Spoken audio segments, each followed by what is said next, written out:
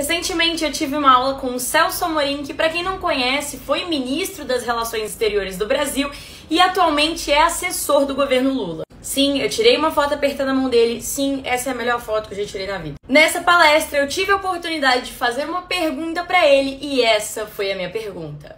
É um prazer estar aqui, agradeço pela aula.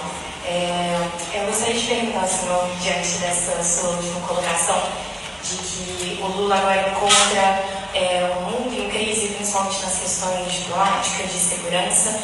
Eu gostaria de perguntar ao senhor como o senhor vê essa questão da América Latina, modos de contornar e de lidar com o novo governo da Argentina, uma vez que o Brasil sempre foi um país extremamente atrelado à Argentina em questões diplomáticas, e agora encontra essa difícil barreira, né, de comunicação e de troca diplomática com esse novo governo. Só para finalizar, gostaria de dizer que somos todos fãs do senhor, principalmente por causa das aulas da professora Mara.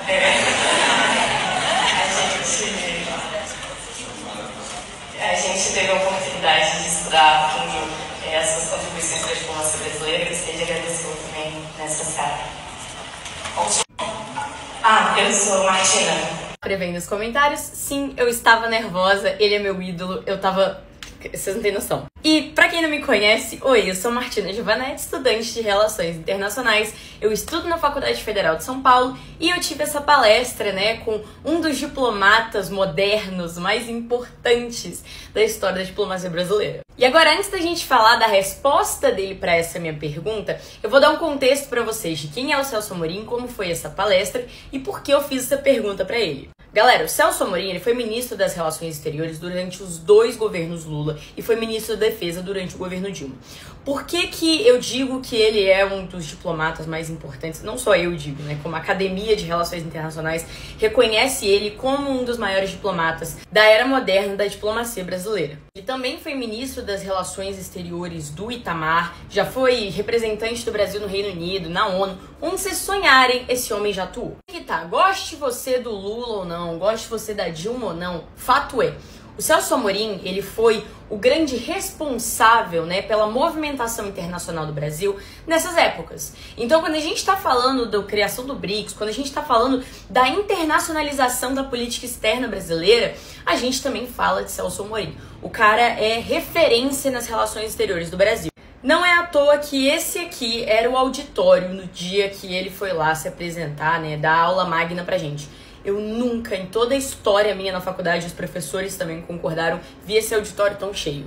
A aula, como não podia ser diferente, foi incrível. Ele falou sobre toda a experiência dele com relações internacionais e com as relações exteriores do Brasil. Como ele mesmo, né, colocou pra gente, ele já tá mais de 60 anos envolvido com política externa. Então o cara, assim, é de verdade um gênio. Ele fez uma colocação que é preocupante, mas é também interessante pra gente observar o mundo como ele está hoje e a importância das relações internacionais e dos profissionais de relações internacionais nesse contexto. O que ele disse eu vivi a crise dos mísseis de Cuba, então ali, auge da Guerra Fria, eu vivi ditadura, eu vivi tudo isso, gente. E eu nunca vi um mundo tão tenso internacionalmente quanto ele está hoje.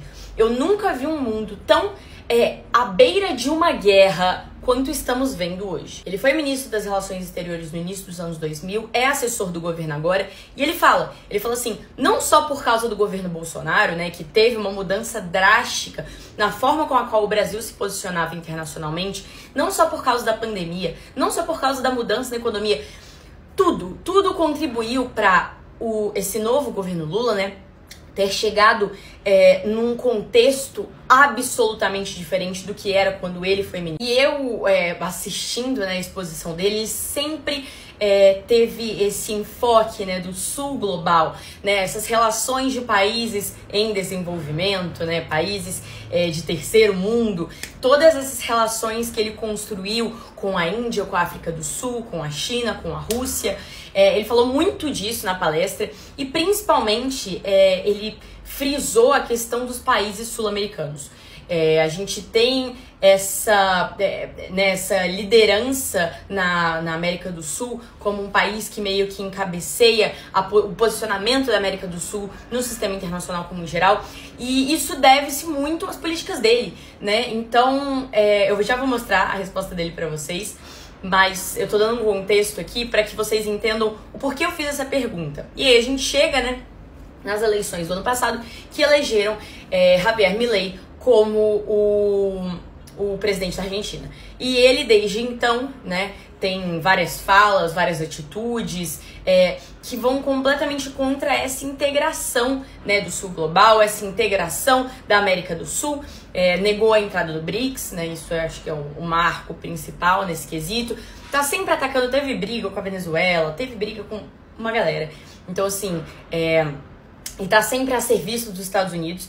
Então, quebra muito essa lógica. E foi exatamente por isso que eu fiz essa pergunta. E aqui está a resposta dele. Primeiro que, como eu responder aqui, perfeitamente possível você ter uma relação próxima com quem você defende. Aliás, um dos grandes méritos do presidente Lula, eu diria, eu sou suspeito para falar, um dos grandes méritos, porque eu ouvia as pessoas dizerem, europeus, outros, né, líderes, que o Lula era a única pessoa capaz de ser amigo do Chaves e amigo do Bush. Então, isso você poderia também fazer uma aproximação. O Brasil tem uma importância muito grande, a polícia brasileira, o Lula, uma aproximação dela, na praia, tinha havido uma tentativa de bomba, foi para trás em 2002.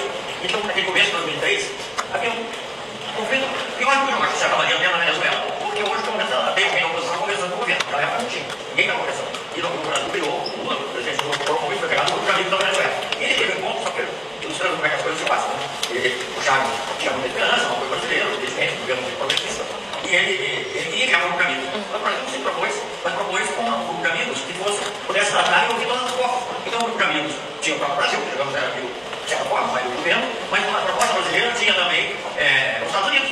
E a Espanha, que na época tinha, o governo conservador, tinha apoiado para dar um exemplo. Então, resumindo assim, a ideia do presidente Lula, como ele mesmo costuma relembrar, ele dizia, Chaves, isso aí é um dos caminhos da Venezuela, não é um dos caminhos do Chaves. Então a gente tem que ter todas as opiniões representadas, a gente não troca de falar. Isso é um aspecto. O outro aspecto que eu queria ressaltar também, é perfeitamente possível, como o governo fala, ter uma relação civilizada e positiva, por exemplo, com o presidente Uribe. Não vou entrar no mérito da política interna do Uribe, nós temos uma visão totalmente diferente, mas o Uribe participou. As pessoas, por exemplo, dizem que a Unasul é um projeto bolivariano, eu acho que elas estão voando, porque na realidade a Unasul foi tratada, assinada. O Uribe não só vem como assinou, e depois nós criamos o Conselho Sul-Americano de Defesa, que seria muito útil, por exemplo, agora tem essa disputa de Venezuela e Guiana, com a presença do Uribe, a grande questão um pouco a região era a base americana na Colômbia. Então, nós tivemos essa conversa. Mas voltando à questão da Argentina, eu, assim, um pouco pela minha idade, acompanhando os postos que eu tive, participei desde o início da aproximação da Argentina. Não foi ignorar que mesmo durante o governo do Estado, no final, havia já uma tentativa de não ficar com a igualdade. Mas o grande passo voltado para o governo, Sarney, eu falo assim, não só na área econômica, eu não vou colocar mais por isso, mas é o gênero do Mercosul, a aproximação da Argentina, mas, por exemplo, o Brasil, a gente já tem, por exemplo, a área nuclear, por exemplo, de inspeções recíprocas. Então, eu acho que isso é uma coisa muito importante. Sabe o que eu acho, para falar do futuro, da pessoa que vai do futuro? Eu acho que nós temos que ter uma relação estável muito importante com a gente. Agora, claro que quando as ideias são parecidas, é mais fácil você ter iniciativas, criativas, mas eu acho que a gente vai ter que manter a relação. E eu acho que e a gente tem plena consciência disso. Eu não vejo que propriamente trabalho com a realidade, nós criamos a Unasul, por exemplo, como de Colômbia do Rio, apesar de não ter essa divisão. Então, o que eu acho, eu estou falando disso, acho importante, nós vivemos um momento mundial, há um mal-estar, não sei se no período das guerras, havia um mal-estar das guerras, havia um mal-estar. Isso eu já promativo, acho que Freud. E hoje, nós vivemos isso também, então, temos que estudar com ela, e é isso que nós tentaremos fazer de uma maneira racional. Quer dizer, procurando sempre dar a sua opinião, ajudar como necessário, mas aí também tem que cada país democraticamente a sua própria escolha. Essa daí foi a resposta dele. Eu tive que acelerar um pouquinho, gente, senão não ia caber aqui no vídeo, tá? Ele manteve o que ele mantém desde o início dos anos 2000, que é essa política de proximidade e amizade com os outros países. Eu sempre falo isso. E amizade não no sentido de, ai, besties. É tipo assim, no sentido de, a gente precisa brigar com esse país? Não. Então a gente não vai brigar com esse país, não tem necessidade. Foi de verdade uma honra ter participado dessa aula magna. Se vocês quiserem saber mais sobre o que ele disse, se quiserem ver mais conteúdo sobre isso aqui, vocês me falam. E é isso, gente. Viva a diplomacia brasileira! Viva a universidade pública que me deu essa oportunidade de uma vida, né, de conhecer esse homem incrível. E se você gosta de conteúdo de relações internacionais e atualidades, me segue aqui e me segue na rede vizinha. Um beijo e até o próximo vídeo.